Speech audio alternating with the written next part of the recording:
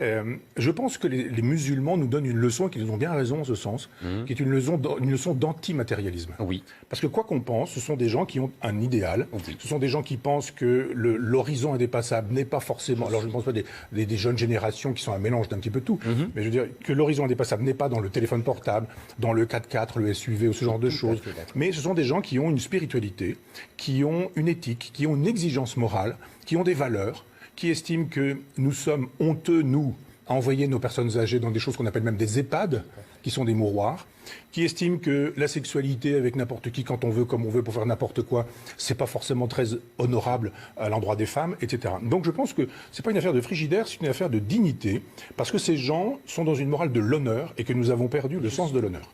Nous n'avons plus aucun sens de l'honneur. On insulte tout le monde. Je suis 1000 fois d'accord avec vous là-dessus. On vous donne un chèque et on a lavé l'honneur. C'est pas incompatible avec l'histoire du frigidaire. Mais il n'empêche que je suis tout à fait d'accord avec vous. C'est une revendication tout à fait spirituelle. d'accord. Les musulmans sont dans une revendication...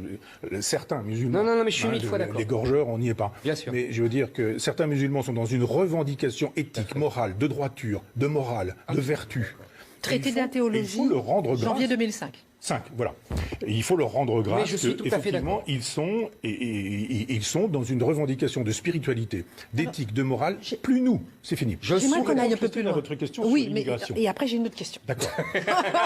Sur l'immigration, je pense qu'effectivement, je reviens à cette idée qu'il n'y a pas tant un problème d'islam qu'un problème de détestation de soi. Si les gens qui sont venus en France, nous les avions accueillis dans l'amour de nous-mêmes et d'eux aussi, en leur disant... Eh bien, la France, c'est du vin, de la drague, ça s'appelle le marivaudage, c'est Rabelais, c'est du porc, c'est du cochon, c'est etc., etc. Quel type d'effort êtes-vous prêt à faire pour vivre sur le principe disons judéo-chrétien, sur le principe de notre civilisation?